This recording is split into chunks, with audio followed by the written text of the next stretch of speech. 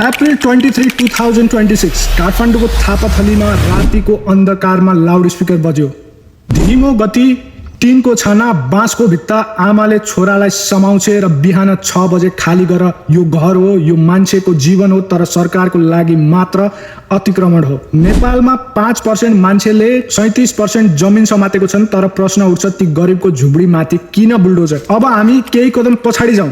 सन् 1952 देखि आजसम्म 22 आयोग बन्यो, 22 पटक बाचा भयो, 22 पटक धोका मिल्यो। ती सुकुम्बासीलाई मात्र भोट ब्याङ्कको रूपमा युज गरियो।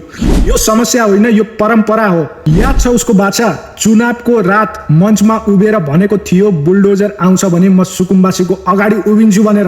अब को हो आफै पत्ता लगाउनुस्।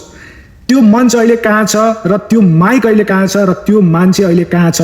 जेएनजीका रक्षा बमले सोधे, रविजी अब आउनुस्, उभिनुस्, तर जवाब आएन।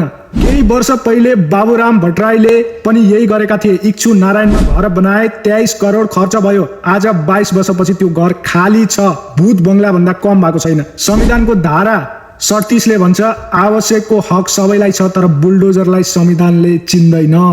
70 वर्ष 22 आयोग शून्य समाधान। सुकुम्बासीको समस्या होइन, यो नेपालको प्रश्न चिन्ह हो र जवाब अझै आएको छैन। बालेन शाहले सही गरे कि गलत तपाईको विचार कमेन्टमा लेख्नुहोस्। र कुरामा आएको छ कि रियल सुकुम्बासीलाई चाहिँ घरको व्यवस्था पनि गरिन्छ भनेर। यदि त्यो बाचा पनि पुरानो सरकार जस्तै भयो भने ती सुकुम्बासी कहाँ जाने? यो पनि एउटा प्रश्न चिन्ह छ। र जे हुन्छ राम्रोको लागि हुन्छ भन्ने भनाइ यहाँ पनि लागू होस्। यति भन्दै जय नेपाल।